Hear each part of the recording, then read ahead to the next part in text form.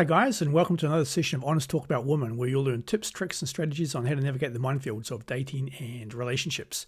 Don't forget to hit the like button, subscribe to the channel, and also comment in the comments section. It all helps with the YouTube algorithm. If you've got a story you want to share with viewers, you can contact me on my email address listed below. Okay guys, this one's about hissy fits. We've all come across people that have hissy fits, and it's nothing new here, but here's some examples of what I've gained from my experiences, but also close friends who have been married to little princesses. And we'll tell you how to stop hissy fits, okay? So it takes about 2 years to really get to know someone, okay? During the honeymoon phase, everything can be fine. There's no kids, there's no 25-year mortgage, there's no maintenance on the house that needs to be done. It's just Hollywood. It's just Disneyland. It's just blue skies, the sun's always shining, and there's no rainy days. So you don't really get to know someone until there's bumps in the road or potholes or there's challenges, and you don't really get to see the resilience of the person you're partnering up with. And believe me, once you're in a relationship, there'll be a lot of potholes, a lot of speed bumps, and there'll be a lot of challenges. And that's when you really see the true person. And a great example is when the kids arrive, you've got the 25-year mortgage, there's work to be done around the house, there's business debt, businesses are struggling, or your career is struggling, you've reached the ceiling and you can't get promoted any further. That's when things happen and you see the true character of a person. And in terms of hissy fits, I've got a list of hissy fits that I've seen play out in real life. Not only from my 2 marriages, but from people who have made the absolute wrong choice of partner, wife. One a school friend who's a construction guy, and another guy who really nice guy, but he married just a little princess that wanted to take care of. But I'll get onto that later. What exactly is a hissy fit? Now, a hissy fit can be something that it's like a 2-year-old throwing a temper tantrum because she's not given her toy, or she's not given the biggest ice cream, or she's not given an ice block from the freezer. It's just absolutely trivial stuff. And some of the things that I've seen happen in relationships really blows your mind away. Knives the wrong way up in the dishwasher basket. The toast is too brown. The fried egg was too soft.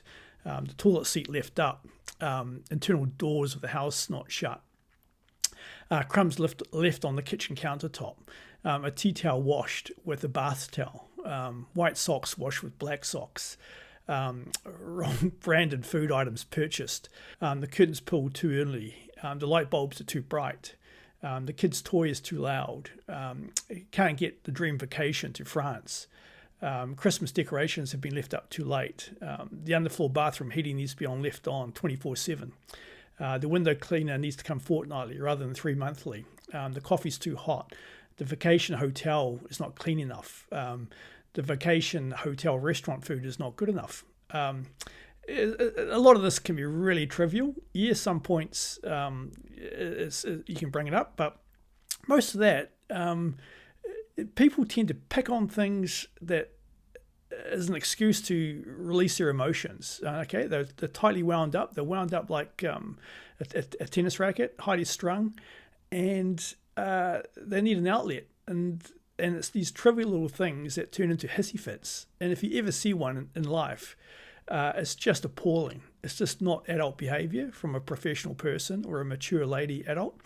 And I remember in my early days, I went to a wedding of a workmate, and he was a very smooth Italian guy, very smooth, real nice guy, and he married a princess. And I knew from day one it was the wrong match, completely wrong match between the two of them. And she was a living hell to deal with. And most of the things I've just mentioned up above, she was constantly nagging, constantly complaining to him about it. And that relationship went south. It didn't last either. And another one is I had a school friend who was a construction guy. And as if you know construction guys, they're sharpshooters, okay? They don't muck around with bullshit bureaucratic speak or government speak or corporate speak. They just think black is black, white is white, okay? And he married a princess, and she was an only child, and the parents absolutely adored her and brought her up like a princess. And I could just see the mismatch at the wedding. And he was on construction sites as a builder, and he used to come home after 12-hour days. He was working like a horse, and he had his wife complaining, this is not right, the toaster's not working, I've got a sore back, the windows are dirty. It's just constant complaining, and I could see where this was going, and they needed some help. And I just didn't feel comfortable talking to my school friend about his wife's choice, because I knew he had made a mistake. I couldn't offer him advice. He was too strong-minded. He was also a martial arts guy too, and he was a tough character. And that marriage went south. I could just see. He told me one day he came home. He was absolutely frustrated. His wife was complaining the whole time, and he just lost it. So you've got to be careful who you run with, guys, because you don't really know someone until the shit hits the fan. And when I say the shit hits the fan, that means when the kids arrive, you got the 25-year mortgage, things need to be done around the house, the businesses aren't going smoothly, or your career's not going smoothly. There's mergers and acquisitions. The new owners of the company want things done a different way. They don't make sense, and you're frustrated. You're boxed in, or your freedom's been taken away. What you need to do, guys, is hit on the butt at a very, very early stage. Don't let it continue, and don't be the big listening ear or the simp guy who, oh, darling, I understand. Yeah, your feelings. None of that bullshit. You need to tell her. You need to nip it right in the butt that it's unacceptable behavior. And if you ever do that again, we're heading into divorce court, or perhaps not as strong as that as the first time. But if you ever do that behavior again, we've got serious relationship issues. Maybe package it that way.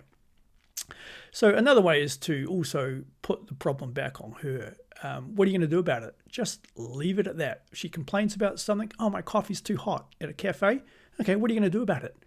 Don't pick up your coffee and take it back to the counter and say, my wife's coffee's too hot. Can you please do it again? Or something with a lower temperature, whatever. Just get her to do it. Otherwise, you're forever being a simp, just running backwards and forwards trying to sort out her complaints. So just, what are you going to do about it? Leave it at that and put the ball on her court. If she's complaining about her back, and she's got back issues, and she's complaining every day, what are you going to do about it? Go see a doctor. I'm not a doctor. Go see a doctor. So put things back in her court.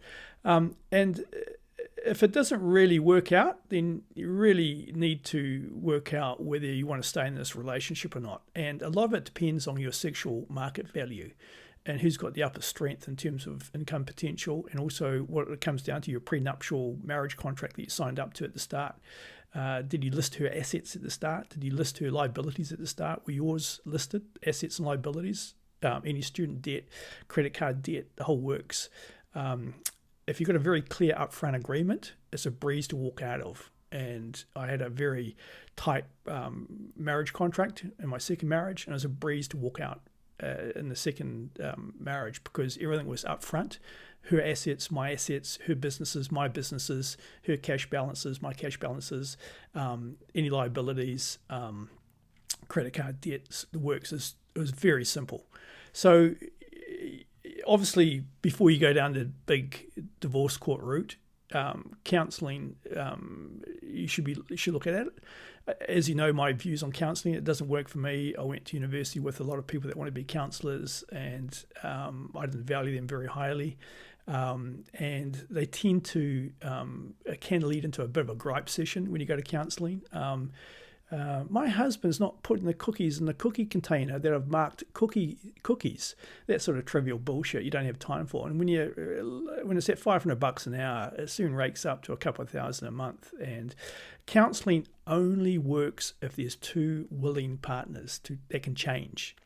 Can your wife, your partner, your girlfriend change? Can she reason?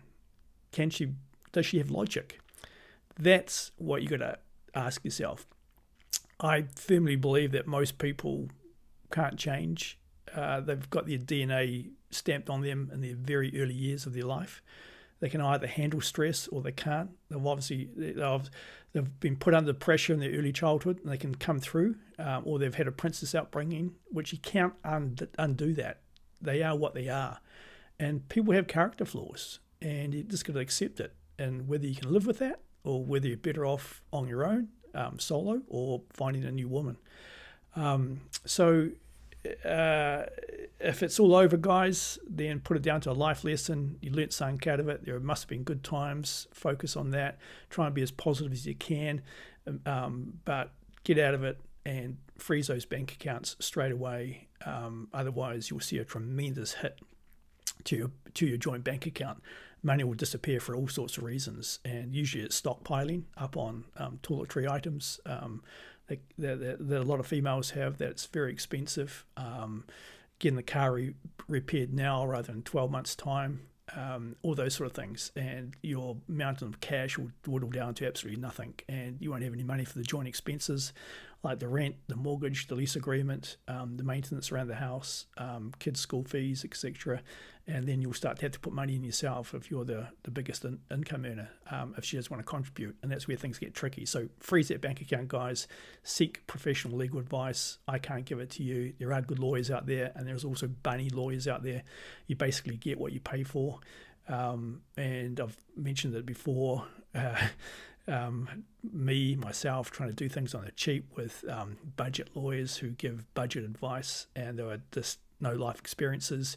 You pay $500 an hour for a lawyer and you get hell of a better advice, and it actually saves you money in the long run. So don't skimp on getting a good lawyer.